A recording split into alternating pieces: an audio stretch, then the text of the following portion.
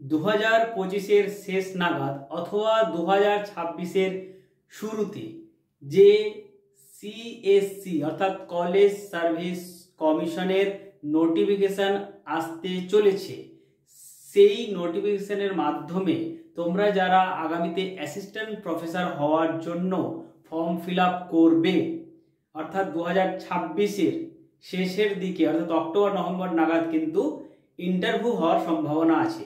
তার জন্য হয়তো তোমরা অনেকে এখন থেকেই প্রস্তুতি নেওয়া শুরু করে দিয়েছো। তো এখানে যারা নেট বা সেট বা জেআরএফ বা পিএইচডি কমপ্লিট করে নিয়েছো তারা প্রত্যেকেই অ্যাপ্লাই করতে পারবে।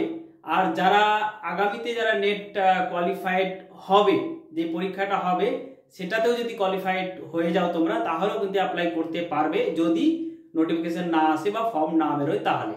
তো যাই হোক, এখানে আমাদেরকে প্রস্তুতি নেওয়ার সাথে সাথে একাডেমিক স্কোর বাড়ানোর চেষ্টা করতে হবে। এপিআই স্কোর বাড়ানোর আমাদেরকে চেষ্টা করতে হবে। এপিআই স্কোর বেশি থাকলেও আমাদের অনেকটাই জব হওয়ার সম্ভাবনা থাকে।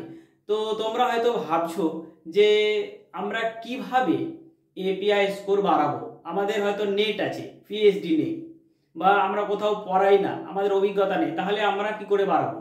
তো শুধুমাত্র নেট জেআরএফ এর জন্য যেই নাম্বারটা থাকে সেটা তো পাবেই, গ্র্যাজুয়েশনের জন্য যেই নাম্বারটা থাকে সেটা তো পাবেই, এম এর জন্য যেই নাম্বারটা থাকে সেটা তো পাবেই।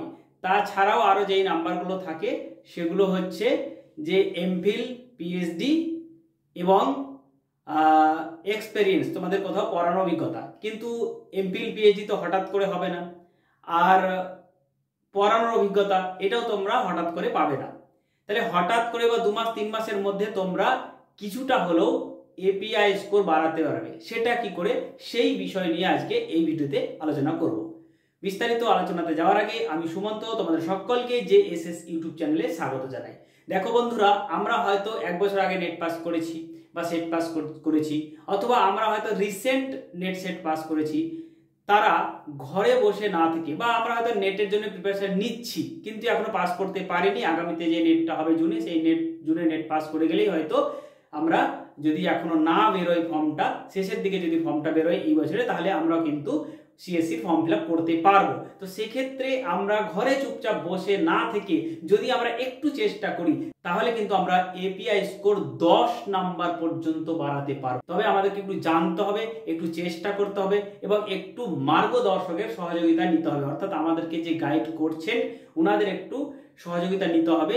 এইভাবে তোমরা যদি চেষ্টা করতে থাকো তাহলে তোমরা ম্যাক্সিমাম 10 নাম্বার পর্যন্ত সামনে যে সিএসসিটা হবে সেই সিএসসিতে তোমরা অ্যাড করতে পারবে। ম্যাক্সিমাম 10 নাম্বার, এটা কিন্তু অনেকটাই। তো এটা কিভাবে বাড়াবে তোমরা, সেটা হচ্ছে যে রিসার্চ আর্টিকেল। তোমরা অনেকেই শুনেছো বা জানো, বা যারা জানো না তারা একটু ওয়েবসাইট ঘেঁটে দেখে নেবে যে রিসার্চ আর্টিকেলটা কি।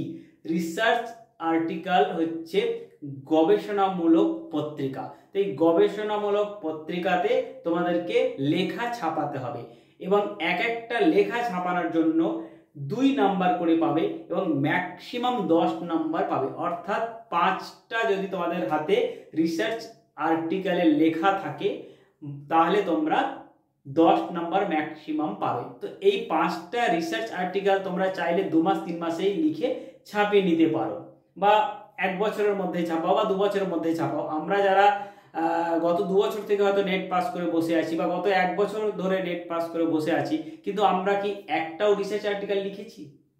যদি লিখে না থাকি তাহলে কিন্তু আমরা টাইমটা লস করে ফেলেছি। তো যাই হোক, আগামীতে তোমরা এইভাবে টাইম লস না করে, সময় নষ্ট না করে একটু জানকারি নাও। একটু জানকারি নিয়ে তোমরা রিসার্চ আর্টিকেল লেখা শুরু করো। রিসার্চ আর্টিকেল লেখা শুরু করলে 10 নাম্বার তোমরা ম্যাক্সিমাম পেতে পারবে। রিসার্চ আর্টিকেল যখন লিখবে তখন লেখাটাও তোমাদেরকে একটু শিখতে হবে। তোমরা তোমাদের মাতৃভাষায় রিসার্চ আর্টিকেল লিখতে পারো, ইংলিশে লিখতে পারো, হিন্দিতে লিখতে পারো, যে কোনো ভাষায় তোমাদের রিসার্চ আর্টিকেল তোমরা চাইলে লিখতে পারবে। তবে ল্যাঙ্গুয়েজের সাবজেক্টগুলো বাদ দিয়ে বেশিরভাগ সাবজেক্ট হিন্দি এবং ইংলিশে লিখলেই ভালো, কারণ তোমাদের রিসার্চ আর্টিকেলটা যাতে সবাই পড়তে পারে। ধরো তুমি বাংলা ভাষাতে রিসার্চ আর্টিকেল লিখলে তোমার সাবজেক্ট হিস্ট্রি বা জিওগ্রাফি, এবার বাংলা ভাষায় যখন রিসার্চ আর্টিকেলটা লিখবে যখন তুমি সেই রিসার্চ আর্টিকেল নিয়ে অন্য রাজ্যে ইন্টারভিউর জন্য যাবে বা সেন্ট্রাল ইউনিভার্সিটিতে ইন্টারভিউর জন্য যাবে, তখন কিন্তু ওনারা তোমার রিসার্চ আর্টিকেল পড়ে দেখতেও পারবেন না, বুঝতেও পারবেন না। সেক্ষেত্রে কিন্তু তোমার রিসার্চ আর্টিকেলটা অতটা গুরুত্ব পাবে না। তো সেই কারণে ল্যাঙ্গুয়েজ ছাড়া অন্যান্য যে সাবজেক্টগুলো আছে সেই সাবজেক্টের জন্য রিসার্চ আর্টিকেল হিন্দি অথবা ইংলিশে লিখলেই ভালো। তো যাই হোক, রিসার্চ আর্টিকেল লিখতে যখন যাবে তখন তোমাদেরকে বেশ কিছুটা বিষয়ের উপর ধ্যান দিতে হবে। যেমন হচ্ছে যে যেখানে সেখানে অর্থাৎ যে কোনো রিসার্চ আর্টিকেলে তোমাদের লেখা তোমরা দেবে না বা ছাপাবে না। তো কোথায় ছাপাবে প্রশ্ন? তো ইউজিসি কেয়ার লিস্টেড যে জার্নালগুলো আছে সেই জার্নালগুলোতেই তোমাদেরকে ছাপাতে হবে। এবার তোমরা বলবে যে স্যার আমরা ইউজিসি কেয়ার লিস্টেড কি করে বুঝবো? তো তোমাদেরকে এর জন্য ওয়েবসাইটে যেতে হবে এবং সেখানে আইডি পাসওয়ার্ড দিয়ে তোমাদেরকে সেই পিডিএফ ডাউনলোড করতে হবে এবং সেখান থেকে পিডিএফ গুলো দেখে নেবে যে ইউজিসি কেয়ার লিস্টেড জার্নাল কোন কোনগুলো আছে সেই জার্নালগুলোতেই লেখা ছাপাতে হবে। যেখানে সেখানে টাকা দিয়ে যদি ছাপিয়ে নাও তাহলে সেগুলো মান্যতা দেওয়া হবে না। অথবা পিয়ার রিভিউ জার্নাল আছে সেখানেও তোমরা ছাপাতে পারো। তো এইগুলোতে ছাপাতে গেলে তোমাদেরকে একটু গুগলে গিয়ে পিডিএফ ডাউনলোড করে নিতে হবে এবং পিডিএফ ডাউনলোড করে নিয়ে অর্থাৎ সাইটে গিয়ে ওয়েবসাইটে গিয়ে আইডি পাসওয়ার্ড দিয়ে তোমরা যে এটা পাবে পিডিএফটা পাবে সেখানে তোমরা দেখে নেবে যে এটা ইউজিসি লিস্টেড আছে কি নেই। গুগলে গিয়ে যদি পিডিএফ ডাউনলোড করো তাহলে সেক্ষেত্রে কিন্তু অনেকটাই ফেক পিডিএফ পেয়ে যেতে পারো, সেখানে কিন্তু তোমরা দেখবে না।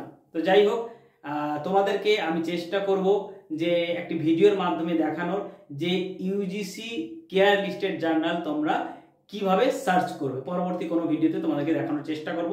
তো তোমরা এখন আপাতত সাইটে গিয়ে দেখো এবং সেই জার্নালগুলোতে তোমরা তোমাদের লেখাগুলো ছাপাতে শুরু করো। এখন যেই 6-7 মাস আছে তোমরা একটু চেষ্টা করো 6-7 মাসে মিনিমাম 2 থেকে 3টে কিন্তু তোমরা অবশ্যই লিখে পাবলিশ করানোর চেষ্টা করতে থাকো।